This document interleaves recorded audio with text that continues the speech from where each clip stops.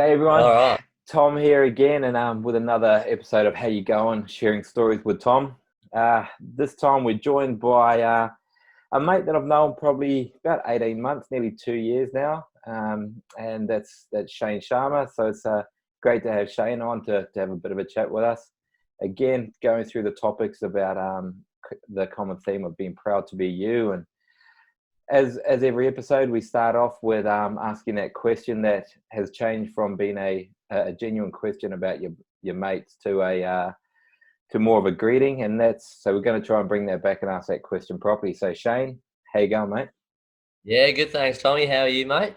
Mate, I'm very excited for this. Actually, I've been looking forward Yeah. to having a chat, and like we've bounced a few ideas off each other about today. And look, you're involved with a lot of stuff that's very close to my heart. And when we started talking about my story and things I'm doing, we just sort of connected on that. So welcome, mate. It's going to be good.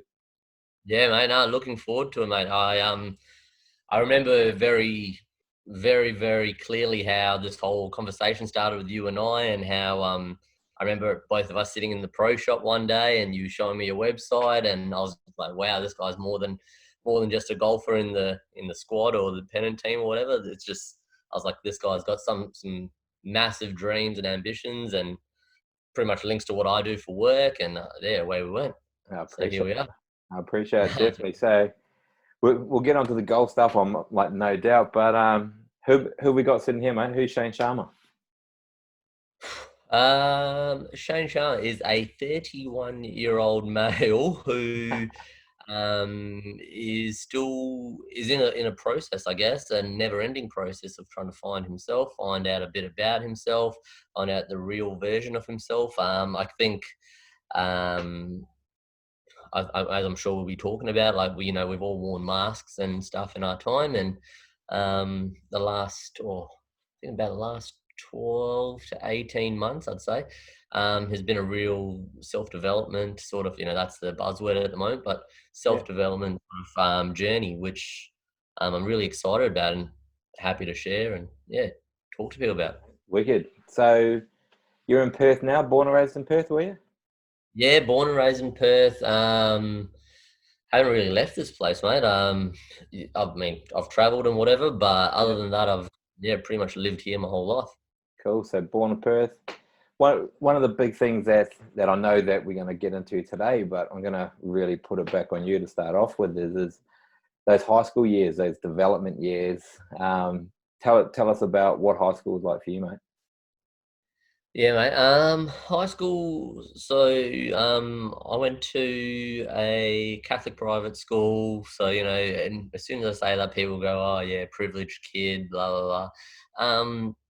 But it wasn't like none of the top private schools. It was just like the standard run of the mill sort of thing, which most people would think, oh yeah, kind of, you get given everything and things get cruisy and you just drift through high school. But man, I was probably if I really reflect, I was probably bullied every day, constantly in high school for about 4 years, 4.5 years of that Yeah. time. And I think even after high school and even today, sometimes like it still continues in different forms. But high school was real. Like it was an awesome time. Like don't get me wrong, I loved high school, but um, it was a real mix of emotions now when I think about it. And um, high school for me was a big influence on what I do now and why now I'm a high school teacher and Yeah. the field in which I work in terms of the high school that I'm at. And I think I remember my deputy pulling me in one day when I was in high school, and because I was house captain and all this sort of stuff, and he pulled me in and he just had a massive go at me publicly in front of a few kids, and then he pulled me into his office afterwards and basically said to me, mate, you got so much more to offer than some of these kids that you're trying to fit in because you're trying to be cool and you're trying to, you know, pretty much wear a mask and Yeah. not be your genuine self. He goes, I expect you to be a genuine self. And that conversation sparked something in me as a 16-year-old, 17-year-old. And it really made me think, wow, this guy has a lot of influence in my life, and I'd love to be able to influence others moving forward. Got me going into the teaching route. I've tried a few other things, but I ended up going to uni, did a teaching degree, and been teaching for the last 8-9 years now. So yeah. Yeah, wow. So, wow, that's definitely a story, and it really fits in with the themes like what we're going to talk about. But like going back to like just to delve in on that bullying for a little bit more, because for me, I've experienced bullying like probably everyone has in some shape or form, and there's that Mm. certain type of bullying that turns you into that person you are, or there's that drives you away from other things. But what was there anything particular that you were being bullied for? Yeah, so the main one that I think, it was very small because it was coming from my best friends. So this is the hardest thing to kind of understand is, I guess in Western society as well, we always brush it off as banter. Oh, it's just banter, it's banter. But it's quite easy to go from banter to bullying, and be a real grey zone. So for me, it was every day I'd come to school, and I'd get bullied, banter from my best mates about my race, my skin color, um, just things I would do or say, or like I wasn't the best public speaker by far. I wasn't the best. So I would not so much stutter, but I would like just find it hard to express myself, and Yeah, especially in front of like doing presentations in class or whatever, and then that would just go on for the whole week. And it got to a point where then I started getting like certain groups of kids that were either in my year group or older would kind of target me and threaten me with things. I had my car vandalized when I got it, like in the first week in high school.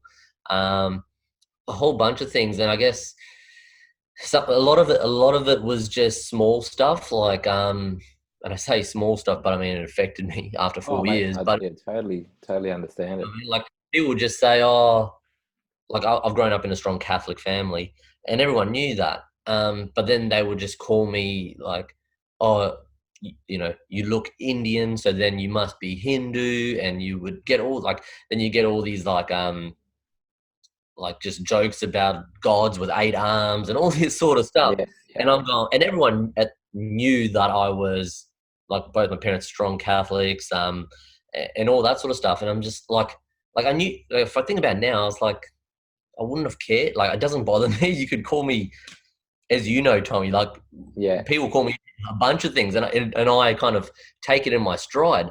But as a 13, 14, 15, 16, 17-year old, you don't know how to handle those things, and you yeah, don't yeah, know how to cope with that stuff.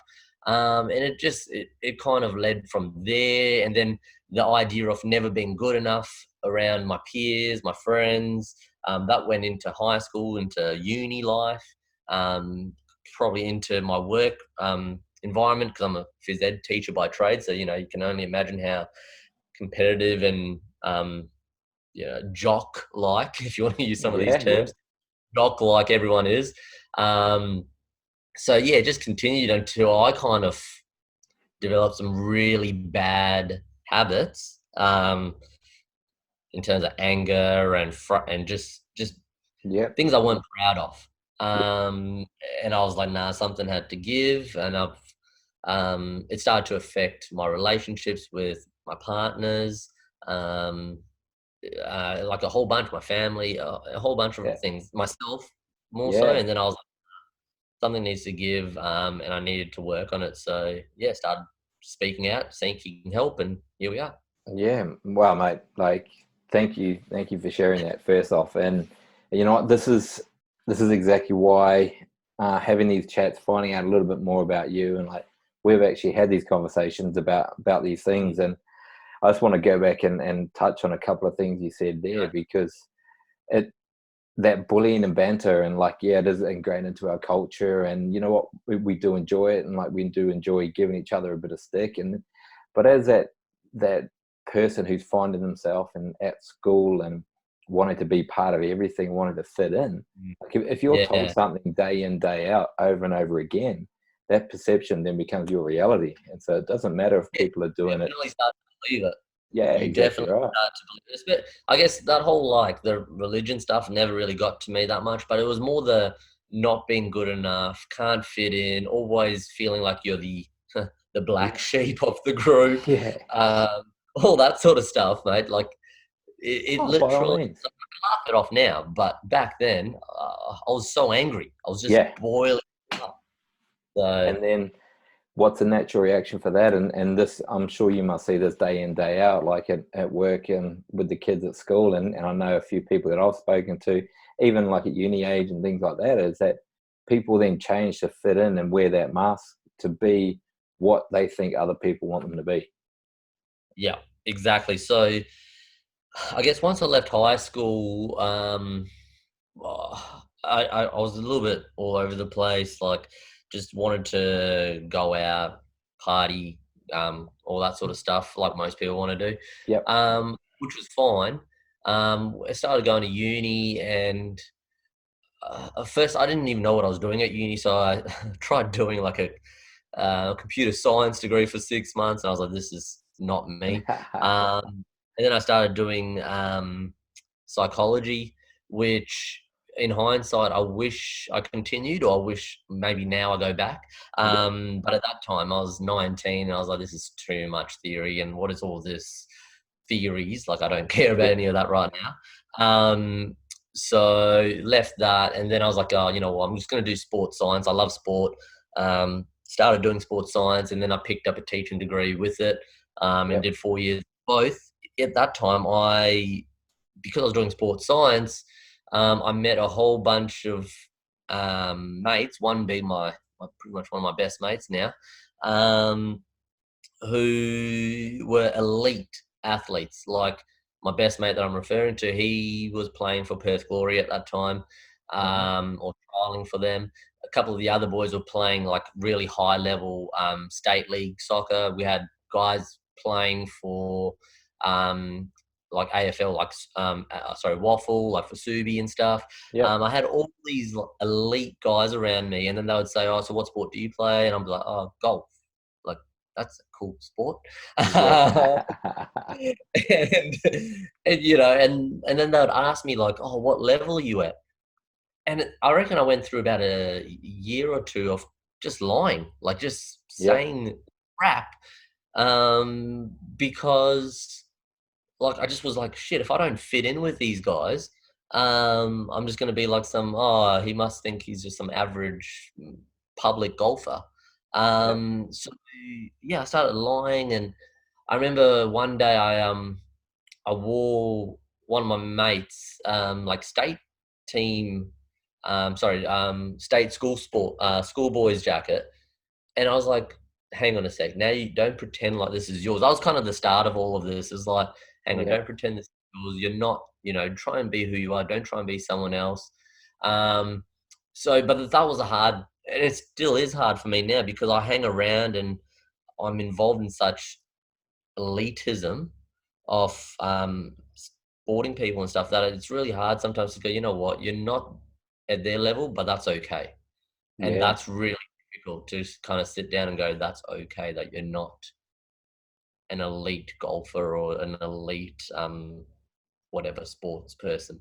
Okay. Yeah. So yeah, it's tricky, but it's part of my journey, mate. Yeah. Well, mate, it's definitely, yeah, definitely another a part of it that I'm learning about with you as well, and like falling into that trap of being around a group of people and then just I don't know what the medical term is, but the sheep herding model where they're doing Mm. Yeah. you've got to be doing it, and Yeah. it is because you're feeling that way that you need to be a certain cookie cutter model to fit in with what you think they perceive you are. Yeah, definitely. And I think, the most common one at the moment that I guess I'm really trying to learn is like even right now with golf and us playing pennants and all this sort of stuff is trying to understand like I don't have to explain it to you, but what level of golfers we have in our team and stuff. And it's like trying to be real to who I am, where I'm at my ability wise, and then being okay with that. Yeah. You you know how much pressure we get, and learning to deal with that pressure. The last 12 months, honestly, golf has been a blessing in disguise, but it's also taught me a lot about standing up for myself, because we have to, otherwise, we get smashed. Yeah. Yeah. Right? Yeah. So I totally get if we what you can't, mean.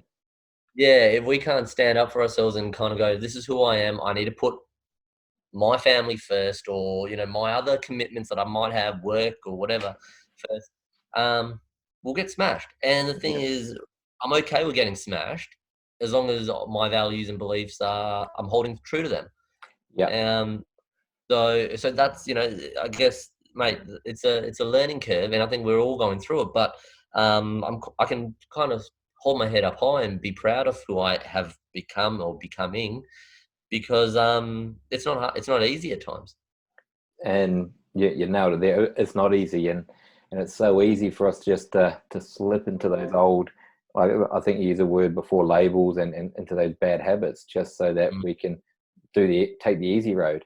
Whereas, yeah. like, we know that that easy road won't work out in the end, but what if Mm, we've been true to ourselves? It's a hell of a lot easier to actually be able to, not so much say that excuse, but like give the reason, like, well, we're not at training, or something else is happening at work, or like, and in life, like saying that, what, yeah, this thing didn't quite go right at work, and this is yep. actually why.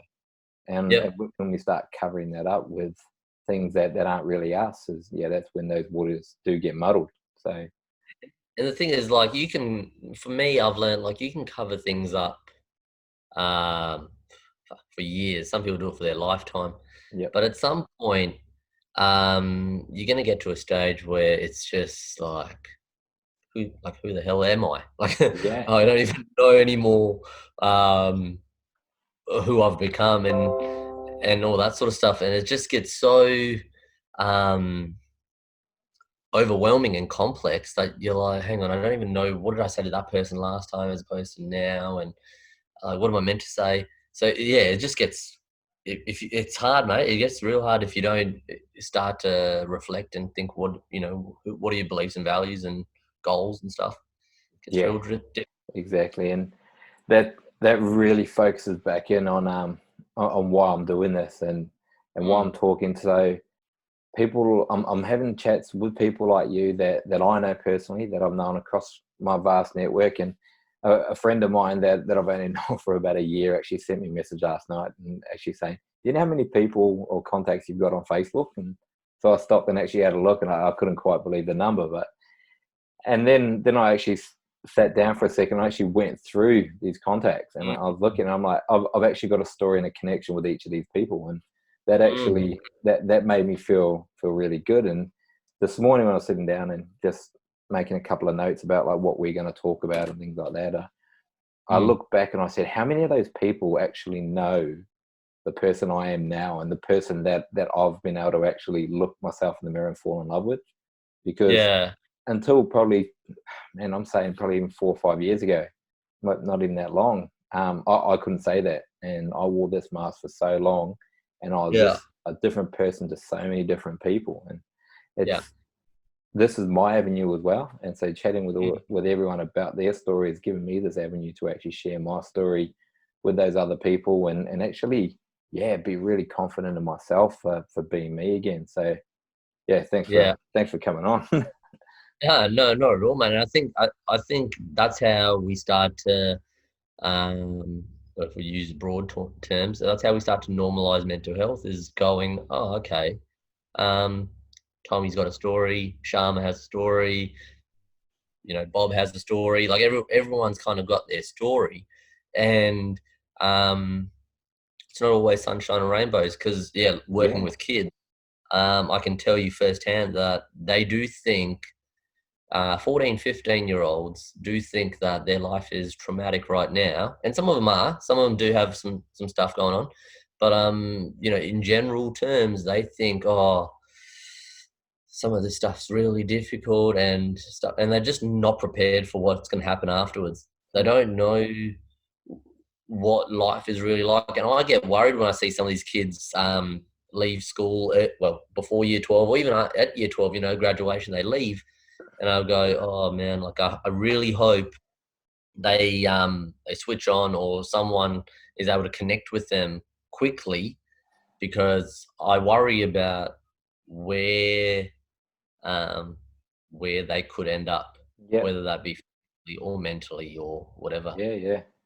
And So, and that's the thing though, like if you look back and you think about times even in your own life, and I know I can do it now, just having a quick think then, but wherever you are in that life cycle though, whether it be 14, whether it be 21, whether it be 30, like these big dramas happen in life, and they are the worst thing that's ever happened to you though.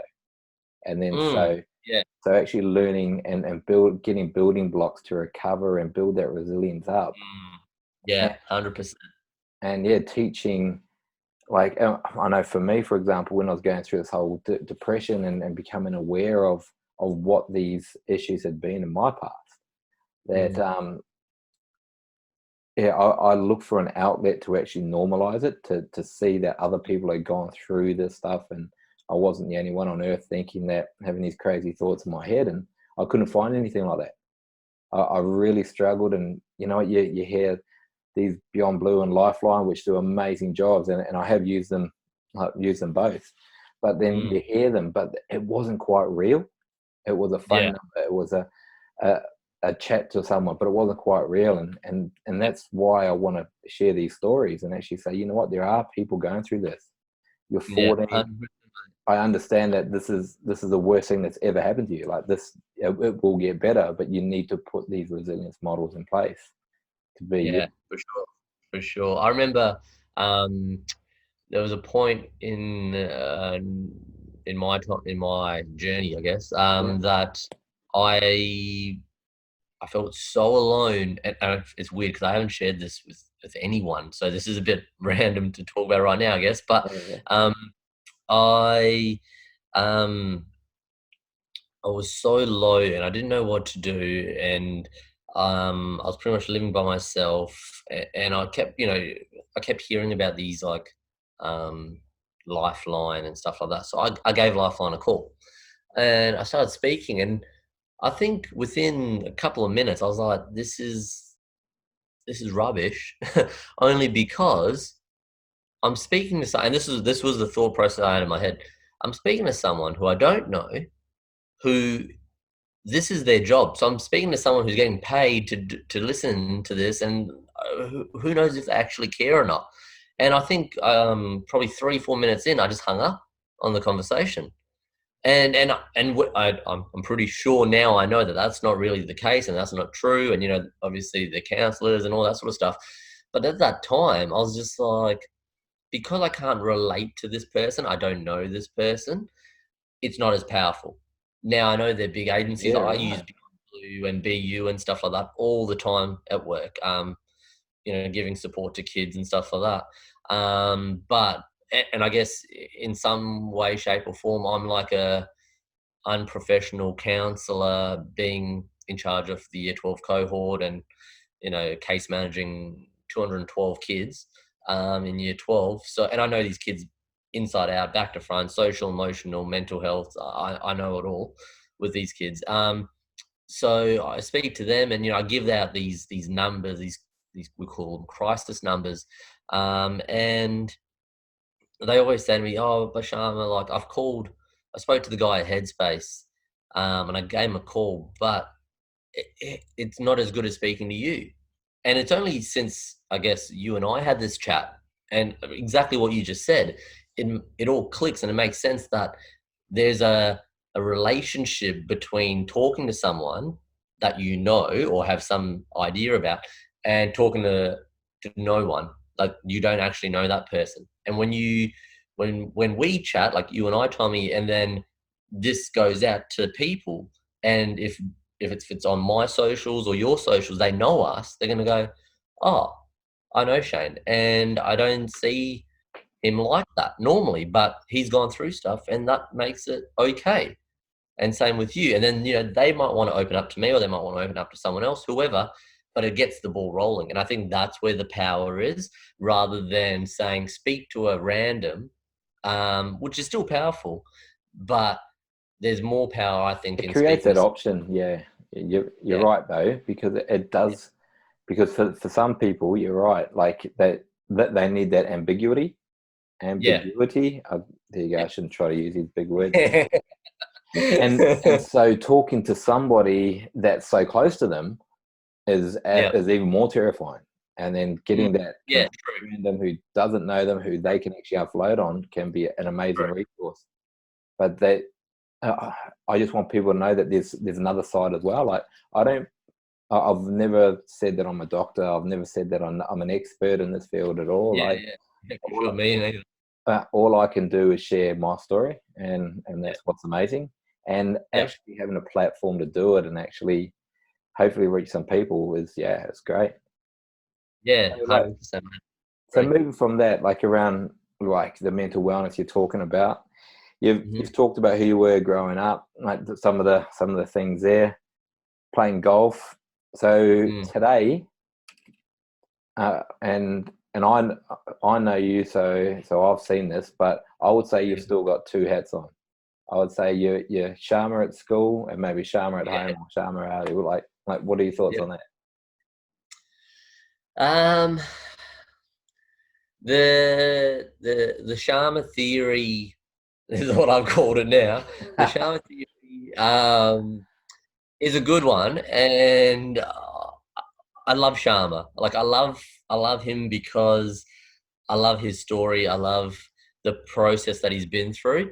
I've said to numerous people, if I was to leave the school I'm at right now, and if I was to walk into another school, I'd probably want to be known as Shane to the staff and Mr. Sharma or Sir or whatever they call to the kids. I would like to start fresh because I think I'm at a point where I am starting fresh. Sharma has um,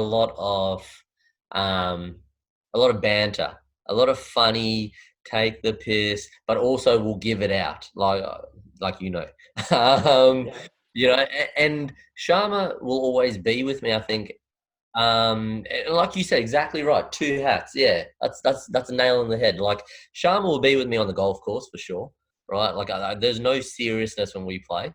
Sharma will be, having a beer with the boys after work or whatever it may be.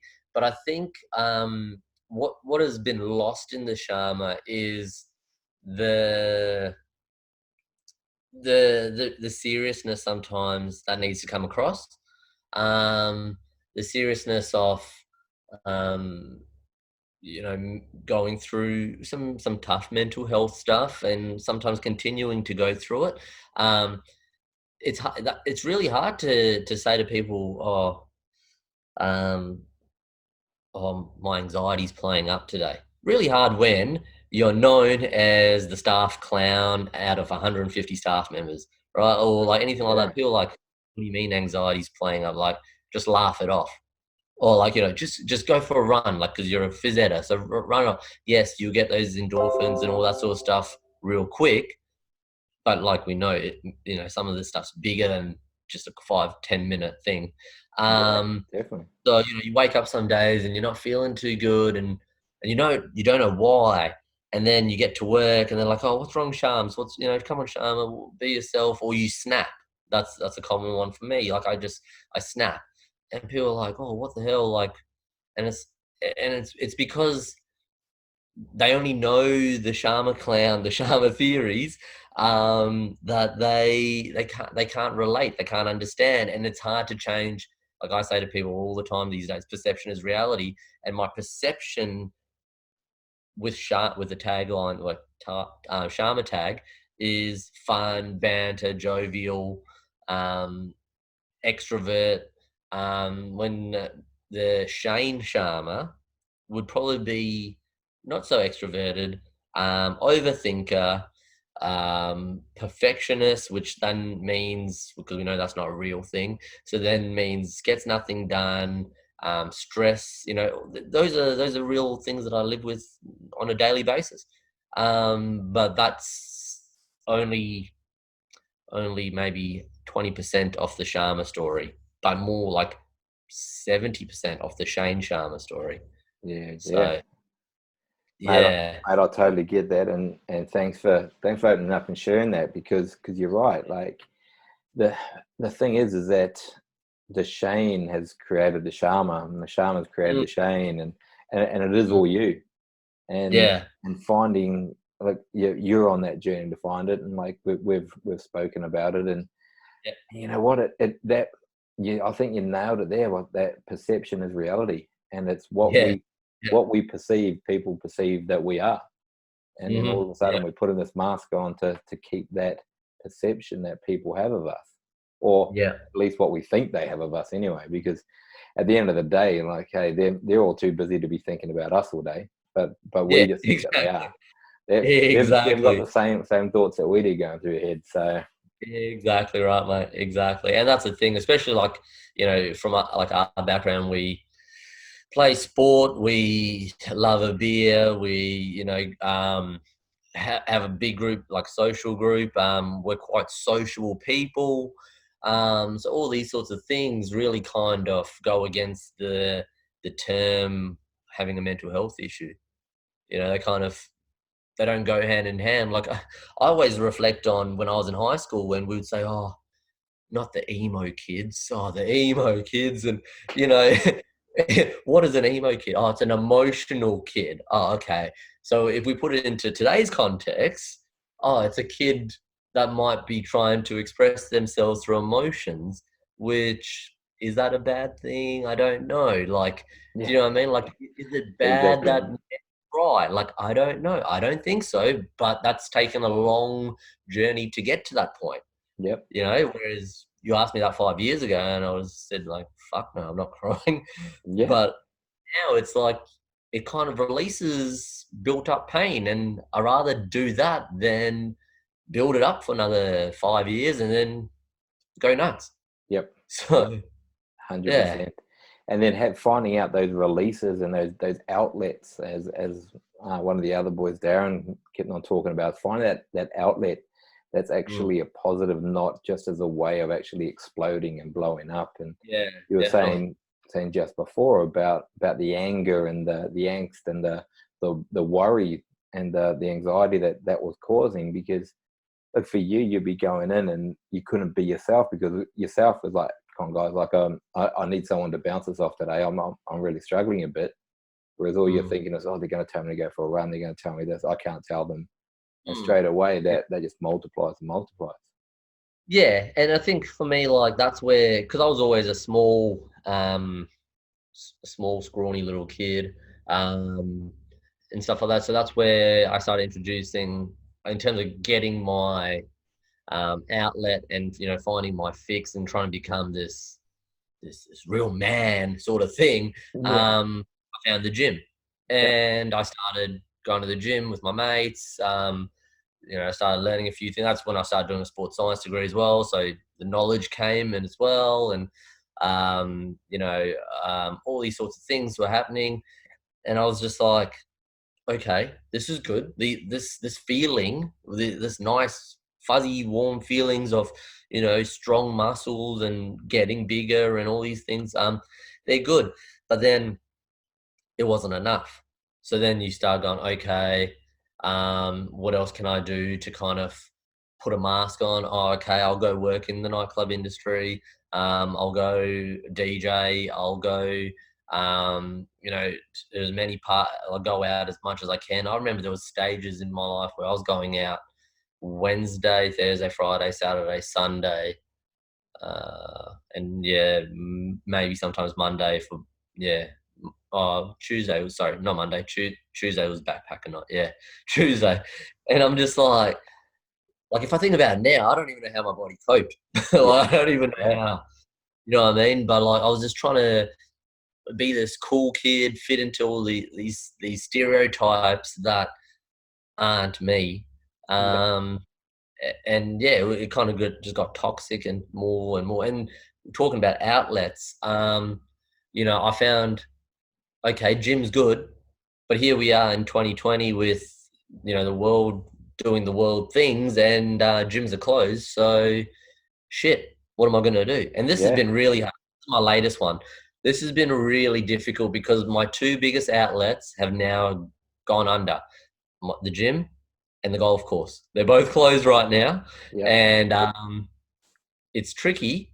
So I've taken up, which I know you love, I've taken up a bit of hiking Yeah. and stuff like that, and I've taken up meditation as well. And in the last few weeks, both those two things have, like, I went hiking on last Sunday and I was not in the mood to do it, but I forced myself to do it. Awesome. After 4 hours, I came out of there the happiest, the happiest I have come out in so long. Yep. And I was just like, I walked through the door, my partner was like, whoa, you seem like that's like a new you. Like, what's that? And I was like, I don't know. The fresh air, the oxygen, the meditation for about an hour there. Wowee. Yeah. Right. And it's like, you know, we could sit and talk about COVID-19 or whatever, but it's really taught me to find new obstacles, find new ways to deal with my own mental health and my own stuff. And when I found these new ways, I'm super excited now, and like I'm so wanting more and all these things. So, you know, we could look and go, oh yeah, shit, this is hard or whatever. But I've also thought, oh, it's an opportunity. It's an, like this conversation probably wouldn't have never happened if we didn't have this time. We'd be on the golf course right now, Exactly right. right? So here we are on a Saturday afternoon chatting and hopefully making an impact rather than smashing golf balls into the bush. Yeah, exactly. So, yeah. Our original form of social distancing. Yeah, exactly. Right, yeah, and that's why I find like hiking and bushwalking and trekking and everything so powerful as well, because that you've got to. I see it as like a pendulum, right? Especially when I'm really struggling and all I can think about is these negative thoughts, negative thoughts, negative thoughts. Yeah. And even if I'm not thinking positive, at least I'm stopping this curve. And so it's going to be here. And whether it be trekking, whether it be playing golf, whether it be just going for a walk, like having those things that you can do, that you can realize that, you know what, it's not going to make you 100% better, but it's going to stop you feeling even more shit. Yeah. Sometimes, you know, a lot of people talk about the Band-Aid. A lot of people say, oh, this Band-Aid, you know, nah, like rip the Band-Aid off, find the cause. But sometimes the Band-Aid is what's needed to keep you afloat. To stop the toxicity from getting in to actually making it worse. Yeah. If you don't put a Band-Aid on, you'd bleed out. Like, let's be honest.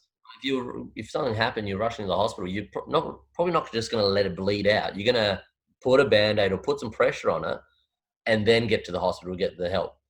Right. So it's the same sort of thing. Sometimes you need these Band-Aids, you need the 5-10 minutes, but then you can't abuse them. You got to understand that, you know, you've got these Band-Aid solutions, but you've also got to work on the long-term thing. So that was one of my things for 2020, is to be consistent with speaking to someone, getting help, working on yourself. Awesome. That needed to be a consistent thing. And so far it has been consistent, which is awesome. Mate, it's wicked to hear. So, look, you're in an amazing spot now. Like you're saying some really cool stuff, and like this is, I knew when we started having a chat like this, a few absolute gold things would come out. So, thanks for sharing that. But one thing I want to talk about is like a bit of a motto to you, like we talked about, like the 4 down 7, stand up 8. And so like that, I've decided we're going to call this episode 4 down 7, stand up 8, just because I want to hear like where it came from, what it means, and how others can really use that. Yeah. Okay. So I can't take full credit for it, if I'm being honest, because it's I'm pretty sure it's a Chinese proverb that's been around forever. Mate, but it's Easter. I'll give them a call. I'll get the rights to it. We can do that now. Yeah, that's it. But you know what? For now, I'm going to take it as my own. There we go. It's something my old man kind of told me, and I guess he used to say that to me, and then he would say straight after it, time and tide waits for no man.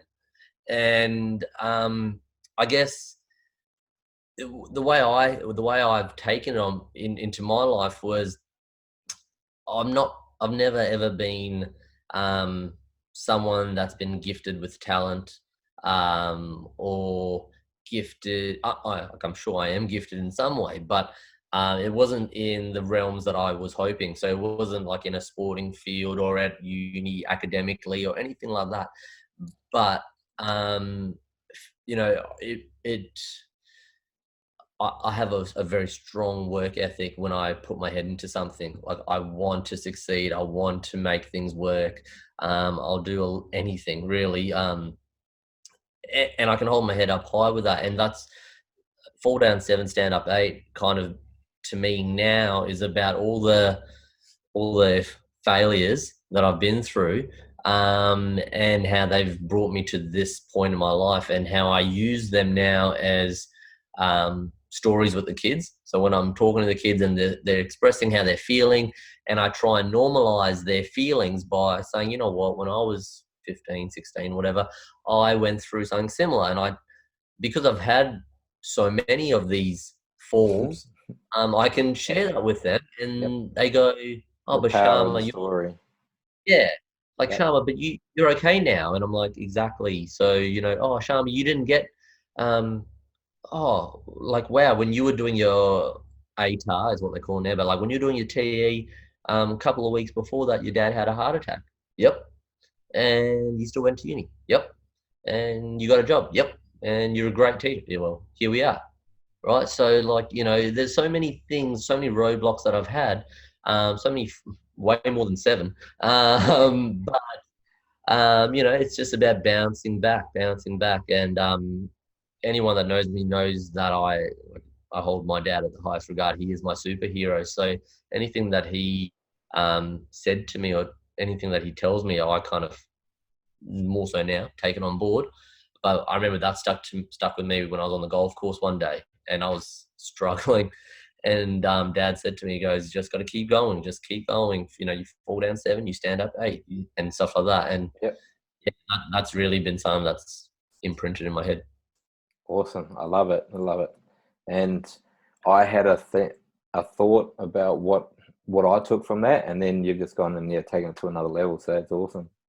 But mate, Yeah, like that, like there's these things that during life your parents say to you, and like they always stick with you. And uh, one that I share that, and people look at me when I say this story, and they're like, "What, really?" And mm, was I moved to Australia when I was 17, and I mm, was wagging a lot of school, and I was doing some hanging out with not quite the right people at the time, yep, which I thought were the right people at the time. And yep, we're driving over to see my grandmother actually, and my grandma. Anyone that knows me knows my grandmother. My nana was massive in my life. Like, I spent a lot of mm, time with her, stayed with her a lot, and we're driving over to see her. And by this stage, my dad had been living in Australia for about 5 6 years. And my mum yep, actually said to me, "Have you thought about going to live with your dad?" And if she had asked me that question, even the day before, or at least the week before, I would have yeah, had to stop the car and get out, and would have seen it as that she didn't want me anymore, and it would have just been another excuse to fuel the fire of my self destruction. Um, yep, but she got me right at the right time, because I had been thinking about it, and I needed an out. I was digging mm, this hole so deep, and yeah, my perception is that this is my life now, and I had no way out of it. mm, And hmm, I was lucky. And you know what, like it only took like a week, and I was yeah, living in Australia. and yeah, right, wow, and about a week later, I was speaking to my mum on the phone, thinking, shit, what have I done? I've left all yeah, here. There was some bad stuff going on, but you know what, it was still home and all this sort of stuff. And now I'm in this small country town in New South Wales. And mm, I said to my mum, like, what do you think I'd be doing right now if I was at home? And her words were, "I don't know half the shit you used to get up to, but you'd be in jail." yeah, Now, right, and hearing that from my mum, what like really reiterated, like, you know what, I've been given a second chance here. yeah, for I've got an sure, opportunity to kick my own ass into gear, and actually mm, find out who I am, and actually do something with my life.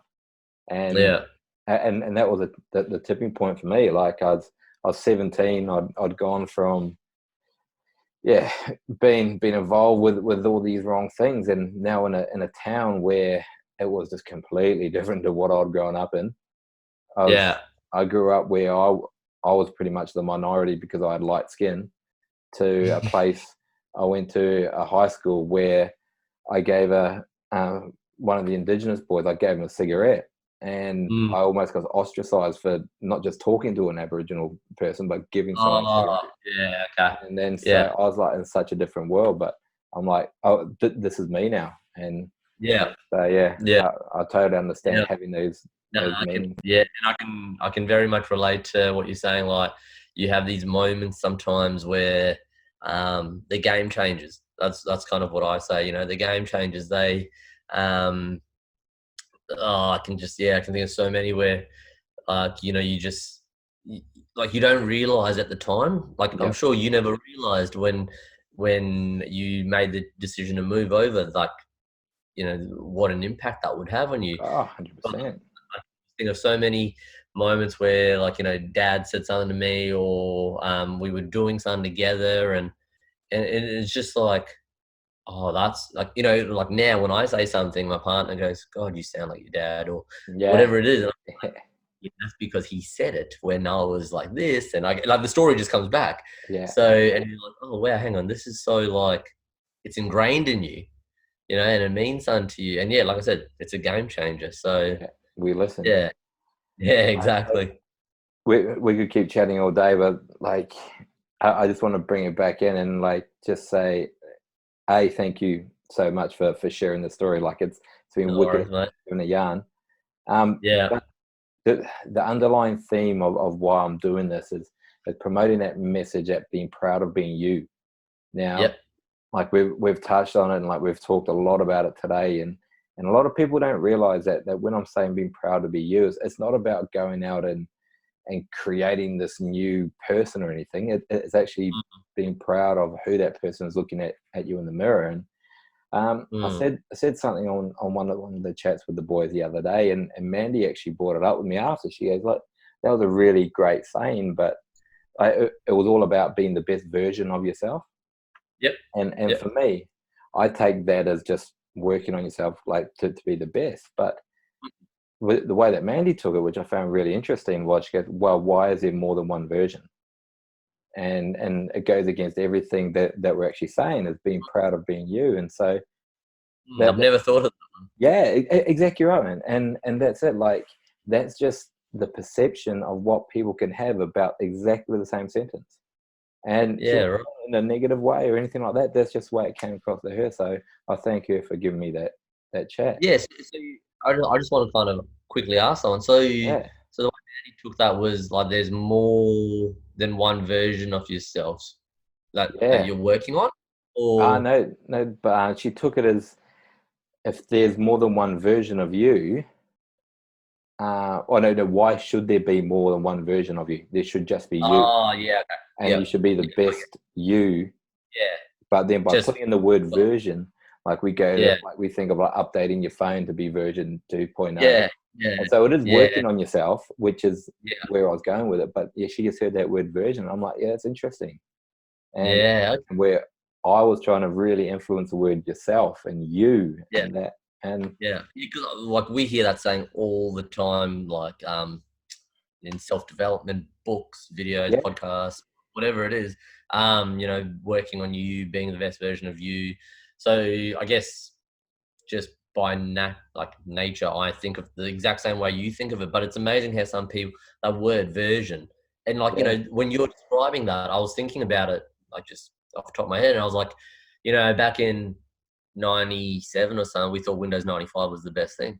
And yeah, then we thought Windows 97 was the best thing, or whatever it was. And then Windows 2000 came out, and we're like, oh, cool, that's the best thing. And Pentium 4 was the best thing. And, you know, and now we just move on, and we're like, I don't know, there's so many versions, but they're so much better than what they used to be in the past. Whether yeah. it's a Mac or a Surface or whatever, it's better than the Pentium 4 that I used to have. So I guess the way I see it is, it's um, at this current moment, this is the best version of Shane Sharma. You know, I'm probably speaking to the best version of Tommy. And what tomorrow brings is probably a upgraded version of that, hopefully.